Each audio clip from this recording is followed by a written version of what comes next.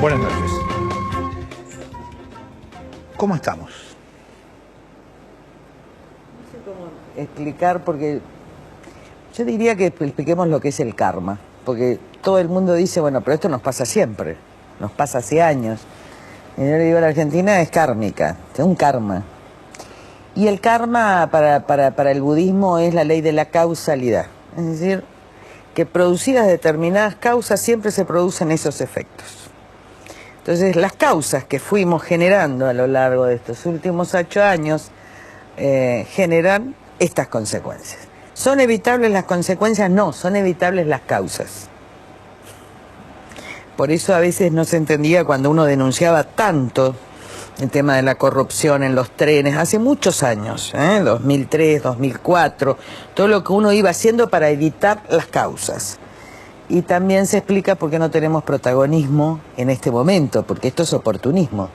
¿Verdad que las consecuencias son inevitables? Cuando uno tiene una gran fiesta, cuando uno derrocha la energía, cuando uno agota la energía, cuando uno dispone de las reservas para pagar deuda a argentinos que tienen los bonos, cuando uno genera emisión monetaria, cuando uno despilfarra, como en cualquier casa, la casa empieza a tener problemas de ingresos graves.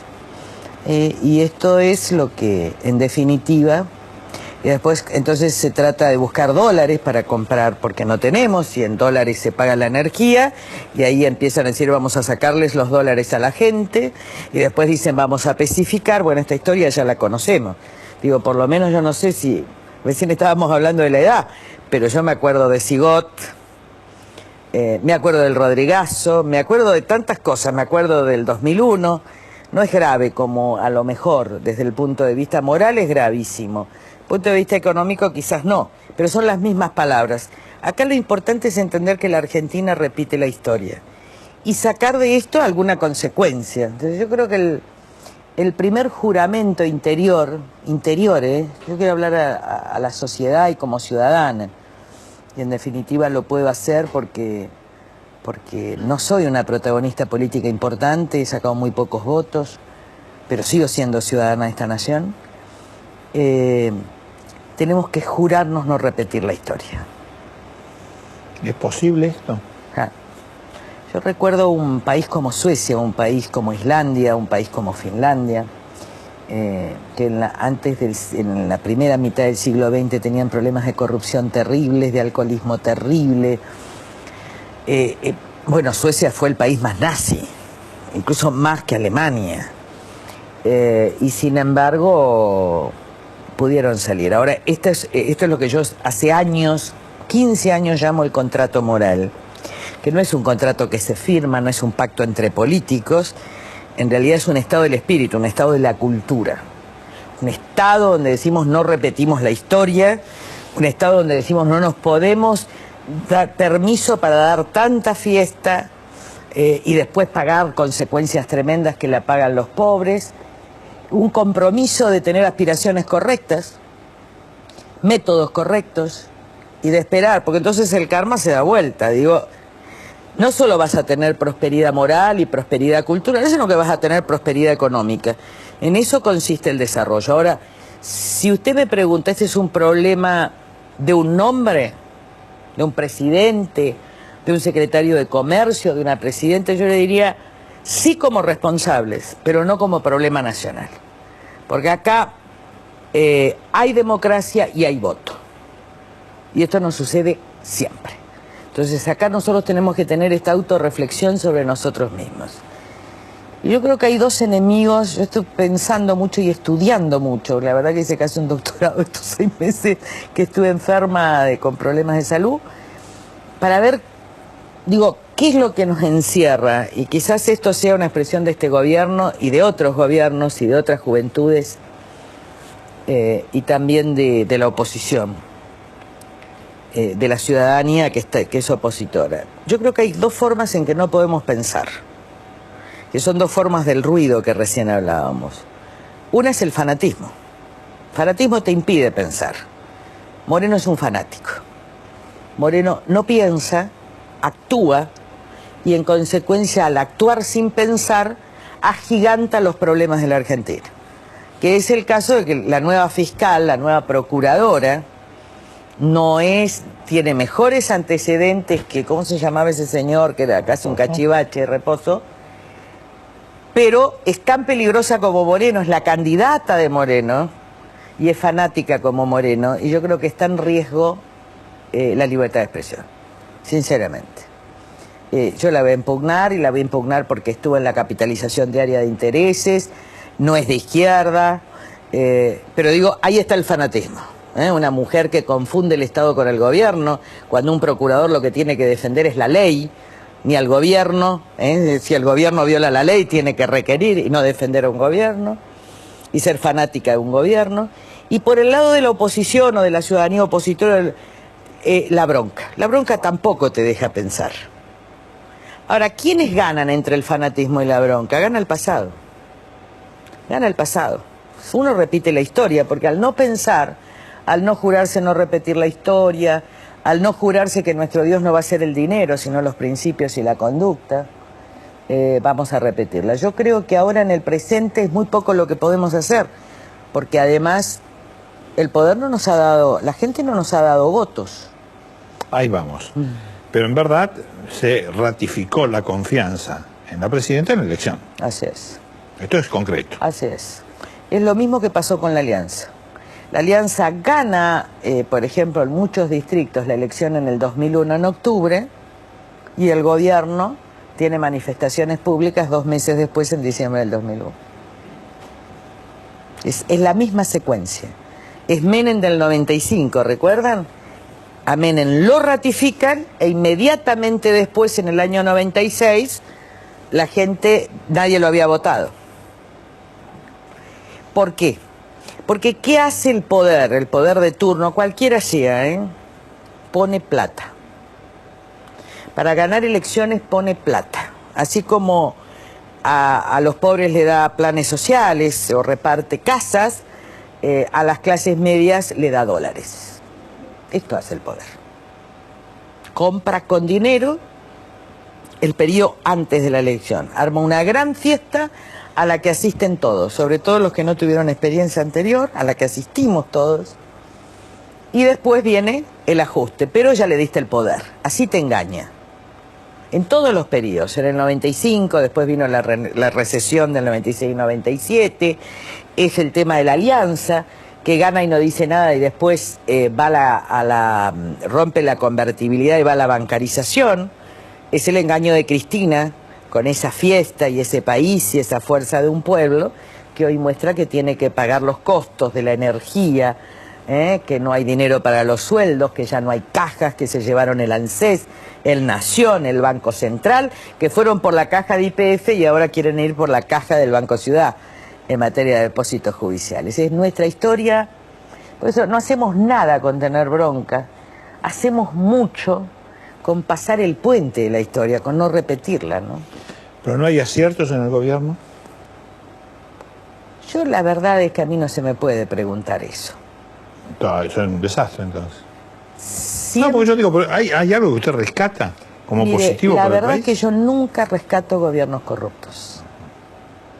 Porque para mí la ética debe presidir la vida personal y la vida pública. Entonces, hay ladrones que hacen bien, pero yo no por eso puedo reivindicar a un ladrón. Seguramente el jefe de la Cosa Nostra era muy bueno con su familia y era muy bueno con su pueblo. Y voy a poner otro ejemplo de otra naturaleza. Digo, porque no se trata, vuelvo a insistir, de personas, se trata de argumentos. Un famoso narcotraficante de Colombia, Escobar Gaviria, vivía en Medellín y obviamente tenía mucho dinero. Entonces los barrios de Medellín amaban a Escobar Gaviria, a tal punto que él fue senador por el estado de Medellín. Y llegó un momento en que el narcotráfico controló el 70% del Congreso colombiano. Y seguramente esa gente vivió mejor con Escobar Gaviria un tiempo.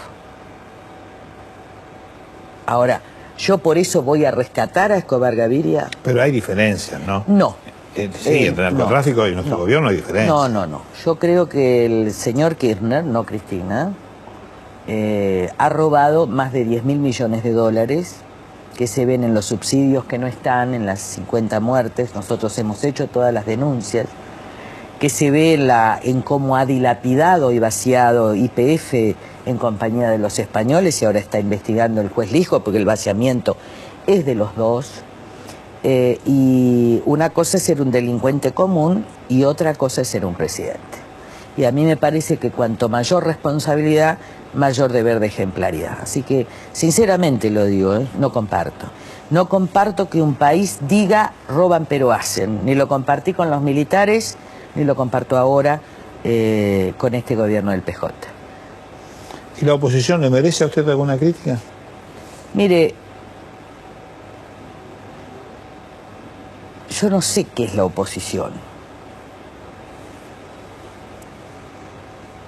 Nosotros hemos sido siempre oposición a los distintos gobiernos en materia de corrupción y hemos apoyado muchas leyes en materia de república. Cualquiera sea el gobierno, incluso este al principio, ¿no? Donde yo enjuicié a la Corte y ellos aceptaron. Ahora, el poder en la Argentina, por arriba todos son opositores y sobre todo en elecciones. Ahora, por abajo hay muchos negocios encontrados, muchos negocios cruzados. Entonces, esto se ve muy bien, que un juego entre oposición y gobierno. Yo veo mucha gente que parece opositora, pero que en realidad tiene negocios compartidos con el poder. Esto se ve mucho en los directorios de los equipos de fútbol, ahí están todos juntos. Los directorios de los distintos equipos de fútbol, los que aparecen como adversarios en la escena política, en realidad son socios en la escena privada. En materia de obra pública, en materia de prebendas, en materia de privilegios, en materia de construcción. Y también veo que por debajo grandes empresas argentinas están muy vinculadas y en todo caso dan plata a cualquiera. No saben las veces que yo he resistido, por supuesto que no acepté nunca, recibir dinero de estos empresarios que gozan de los privilegios de todos los gobiernos, apoyando las campañas de todos. Esto se ve mucho en provincias, en empresas de obras públicas, en empresas subsidiarias de servicio. Entonces, a mí ya no me interesa oponerme porque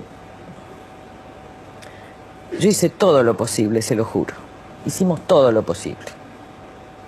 Yo era una voz que luchó contra la corrupción, que trató de armar un partido, que ahora lo estamos solucionando porque la derrota fue muy fuerte, fue mi responsabilidad exclusiva, estar solos para no contaminarnos, seguir contaminándonos, y estamos recomponiendo perfectamente esa relación. Hicimos todo lo que pudimos, yo les juro, hicimos todo lo que pudimos. Ahora, lo que no nos pueden pedir es que nos ensuciemos. Y la verdad es que uno a esta altura de la vida, el único espejo que le queda es la conciencia, no correrse, no quebrarse y tener la esperanza segura de que alguna vez, si uno no se quiebra, si uno sigue siendo una voz, si otros jóvenes y grandes mantenemos eso, predicamos eso y queremos volver a los valores, yo tengo mucha fe y además soy una gran creyente. Yo nunca voy a dejar de tener esperanza, nunca voy a dejar de tener fe, aunque no me vote nadie. Usted caracteriza casi por igual al gobierno y a la oposición. Entonces uno dice, ¿qué nos queda? No nos queda nada. Tenemos que cambiar nosotros. Tenemos que cambiar nosotros. O ellos atribuirse, bueno, solamente mi sector o yo pienso... No. O si el gobierno... A ver, yo no estoy hablando en términos de partido. No, tampoco hablo en términos de partido. No, yo estoy diciendo esto, ¿no? Sí. Si es igual la oposición al gobierno... No es idéntica, pero hay cosas estructurales que son comunes que hacen a un régimen político, a un sistema. Y nosotros tenemos que cambiar. Por ejemplo, nosotros tenemos que tener un sistema de medios. Sistema de medios que tiene que garantizar la libertad de expresión, pero nadie tiene que tener privilegios en el futuro. Ni los amigos del poder, ni grupos monopólicos. Bueno, hay que establecer esas reglas. Digo, tenemos que establecer reglas éticas para todo el periodismo. ¿Y por qué? Porque el periodismo tiene que ser veraz y tiene que ser crítico y no puede ser pagado ni por la CIDE ni por políticos, digo, en general. Es decir, no sirve que haya 10 buenos periodistas. Yo sé que ustedes son parte de un periodismo ejemplar, pero hasta le diría algo en el corazón. Hay mucha gente grande que aprendió otra cultura. Yo no sé si las nuevas generaciones van a ser así, porque cada vez quedan menos. Entonces, en la política tiene que haber otras reglas, tiene que haber otras reglas éticas. Hay que tener una exigencia mayor, porque hay que estudiar mucho para defender a los pueblos. Estamos en un cambio de civilización, tiene que haber otras reglas en la economía y en el nivel empresario. Acá hay mucha corrupción en los niveles empresarios. Tiene que haber otras reglas en los niveles sindicales. Porque si no, entramos en un juego perverso, que es decir, que como Moyano es opositor a Cristina, es el líder de la oposición. No, señores, Moyano es un corrupto. Yo veo a los partidos relacionándose con Moyano y a los gobernadores y a los jefes de gobierno, porque por el 8... Esta es una lógica de partido de fútbol, que es como que yo compro un jugador y produzco el pase a otro equipo. Pero una nación no es un partido de fútbol, ni tiene las reglas de las ligas corruptas de los partidos de fútbol en el mundo. Una nación tiene que tener dignidad, tiene que tener reglas morales, tiene que tener libertad, desarrollo económico, justicia social. Mire, por ejemplo, el tema de drogas. Somos el segundo consumidor de drogas y somos el primer exportador a Europa y Estados Unidos de droga. Y uno no está en desacuerdo con que se despenalice la tenencia para consumo, pues nadie puede condenar a un enfermo, ni a un alcohólico, ni a un adicto, por el solo hecho de tener esto. No, eso es inconstitucional, lo dije a lo largo de toda la vida. Ahora, si esta sola es la medida, si no hay intervención del Estado, si un juez no puede ordenar la internación a pedido de los familiares de ese chico, que no tiene que tener pena, o de ese joven, pero tiene que tener internación, porque si no es el abandono de los pobres. Una señora ahí, tenemos que combatir el narcotráfico, tiene que haber cadena perpetua para los jefes de los narcotraficantes y para los políticos conectados con el narcotráfico. Nosotros acabamos de tener un proyecto del bloque conjunto. Entonces, cuando las cosas, tenemos que vivir otro mundo, y estoy hablando de otra humanidad.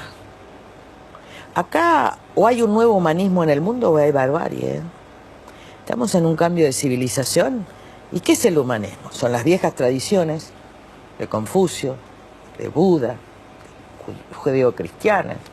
Es todo el periodo helenístico, riquísimo. Son los estoicos, es Goethe en la modernidad. ¿Qué quiere decir? Las reglas de un humanismo que busca la verdad, que busca la ética. El mundo está en oscuridad. Y lo único que te guía cuando vos estás a oscuras, la única luz que tenés, estamos a oscuras, en el mundo y en la Argentina.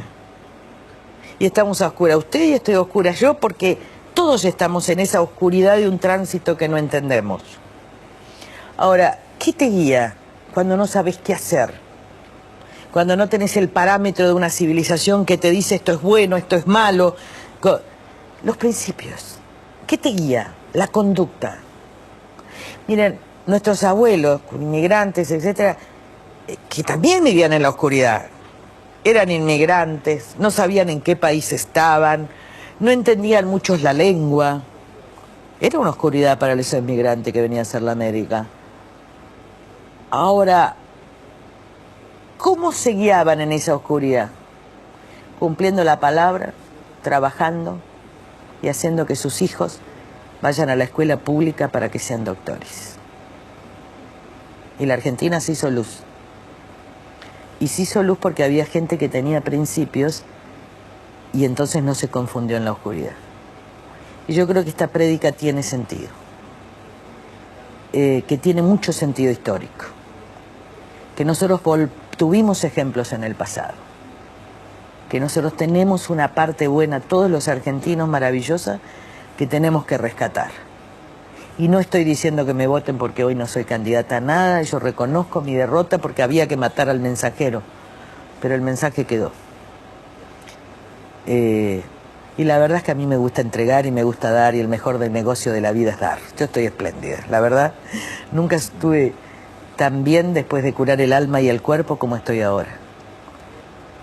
Y a lo mejor algunos dicen, pero así no vamos a ganar, Lilita, como me dice la gente, y le digo, mire, nosotros ya ganamos nuestra conciencia. Nadie tiene que preocuparse tanto de votar a ganadores como el partido de fútbol o la apuesta al caballo mejor en las carreras. Esto no es la vida.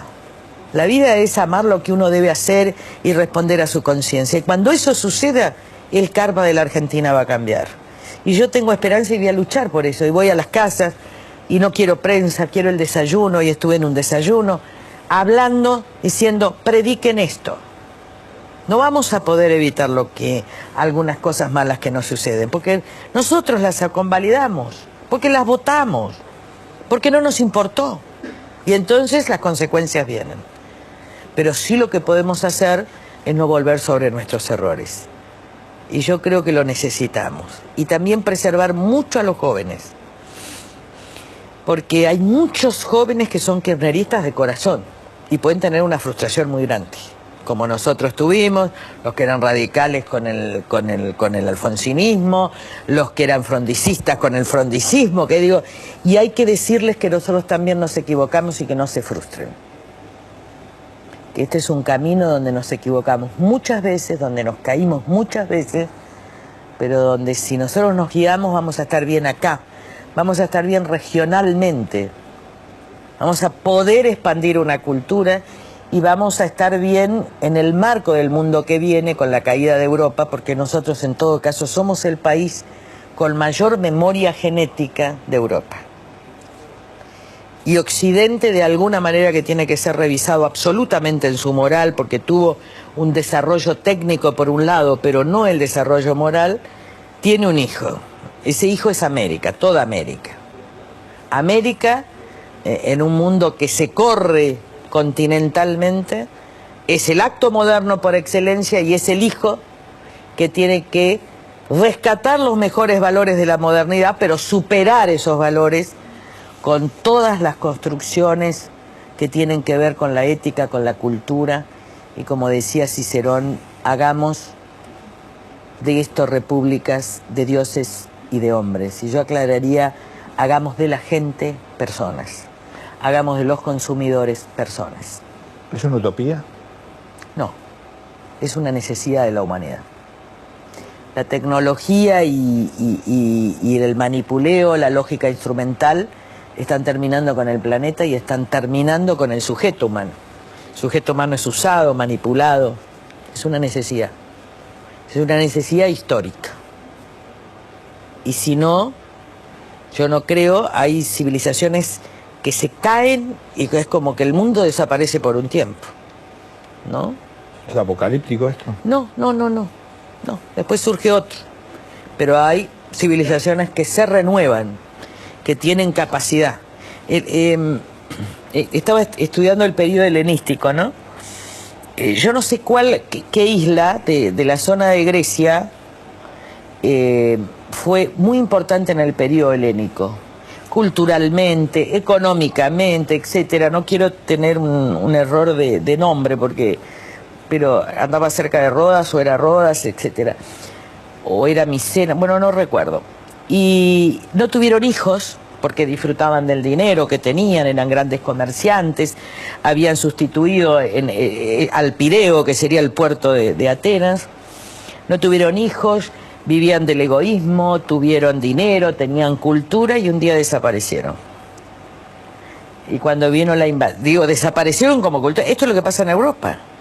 Porque lo que hay que entender fundamentalmente es que nosotros llevamos en nuestro ADN 7 generaciones atrás.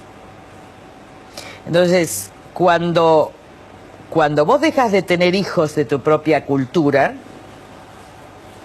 dejás de tener memoria genética. Por eso Europa va a ser fuertemente musulmana y por eso Estados Unidos en muchos años obviamente va a ser fuertemente hispanoamericana, lo cual es una reivindicación porque México que tenía, ¿qué quiero decir? El componente es la memoria genética. Uno, mire la diferencia hace 30 años ir a los Estados Unidos, ir ahora. cómo se ve el impacto de lo que es la inmigración sudamericana y básicamente mexicana y del Caribe. Va cambiando los comportamientos. Entonces, cuando uno no tiene hijos, cuando, como sucedió en Europa, con el estado de bienestar, que busca servicios de otros lugares, llega un momento que las culturas van muriendo. Usted la ve agotada, la cultura occidental. La veo... Sí. La veo como... que ya lo decían muchos, Ernesto Sábato escribió un libro en el año 1951 que usted lo habrá leído, se llama Hombres y Engranajes. Yo me acuerdo, yo pensé, yo lo leí a los 15 años, el otro día me acordé, le digo, y estaba en una librería, qué maravilla, y me acordé, lo habré leído 14, era un libro de la biblioteca de mi casa. A mí me deprimió mucho, porque yo era muy joven, y entonces él decía de cómo la máquina iba a destruir la persona. Cómo el desarrollo tecnológico había matado a Dios, y cómo la humanidad, Verdaguer decía, un gran existencialista, decía, la modernidad se produjo mediante 3 paradojas. Fue un movimiento humanista que terminó en la deshumanización. Fue un movimiento naturalista que terminó en la máquina. Fue un movimiento individualista que terminó en la masificación. Si uno pudiese poner en tiempo este cambio que usted dice que hay que hacer, ¿cuándo nos puede llevar? El principio de aceleración de la historia por la revolución de las comunicaciones es mucho más rápido, no es el mismo el tiempo histórico de la Edad Media que este. Así que es en este tiempo, es el Kairos, es en los próximos 20 años. ¿Usted participó del último cacerolazo? No, yo no participé nunca de los cacerolazos porque no me corresponde a mí como dirigente política. Yo solo diría 2 cosas, hay que reclamar. Y uno tiene derecho a reclamar, pero no vayamos al lugar de la confrontación, que es el que busca el poder. Plaza de Mayo ha sido un lugar de mucha sangre, siempre. Y nosotros necesitamos la unidad de la Argentina que viene. Si alguien nos provoca, un periodista, y se nos hace preguntas, tenemos que retirarnos o arrodillarnos. Lo que sí sé es que el gobierno va a buscar la confrontación porque es su estilo. Y en esto hay que ser como Gandhi, hay que reclamar, pero no hay que hacerle el juego al conflicto. Esto tiene que ser en los próximos años un tránsito no violento. Digo, la gente, yo veo mucha gente indignada, te voy hablando de la oposición, ¿no? De la gente que no piensa como el gobierno, seguramente otra gente aplaude, muy indignada que no puede, que le da mucha bronca el discurso de la presidenta. No lo escuche, yo no lo escucho. Porque cuando el presidente me miente, yo me siento agredida. No lo escucho. Hay que sacarse la bronca, porque si no se repite la historia. La alternativa a Cristina no es Duhalde, ¿entienden? Nosotros tenemos que poder salir de nuestra ignorancia espiritual. ¿Usted cree que la oposición tiene una alternativa válida para el poder? Hoy no. Hoy no. Y por eso nosotros rompimos los acuerdos, porque yo vi que esto que sucedió en la provincia de Buenos Aires con el impuestazo es lo que era todos los días en la provincia de Buenos Aires. Los acuerdos entre el dualdismo y el radicalismo, el sciolismo y todos, el macrismo, todos. En el año 2009 ganó la oposición en la provincia de Buenos Aires. Y sin embargo todos votaban con el poder. Solo la coalición cívica quedó. Cuando vi yo vi cosas terribles. Por eso... ¿Cuáles, por ejemplo? Y terribles de corrupción. Si no, uno siempre quiere ganar.